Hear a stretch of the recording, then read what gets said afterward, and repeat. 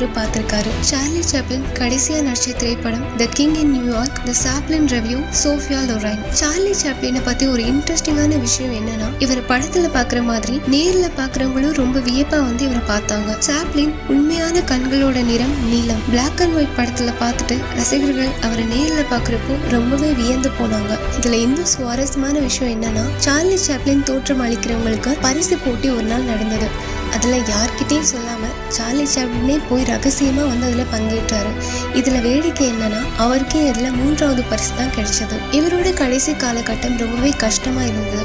ரொம்ப சிரமப்பட்டு வீல் சேர்ல தான் இவரால எங்கேயும் போக முடியும். சார்லி சாப்ளின் இவ்வளவு சோகத்திலையும் மீண்டு வந்து பல கோடி பேரை சிரிக்க வச்சிருக்காரு. அந்த உன்னதமான உள்ளம் கொண்ட அவரு டிசம்பர் 25ஆம் தேதி 1977ஆம் ஆண்டு கிறிஸ்துமஸ் தினத்தன்று அவரோட 88வது வயதுல சுவிட்சர்லாந்துல இறக்குறாரு. இவரோட இறப்புல ஒரு அதிர்ச்சியான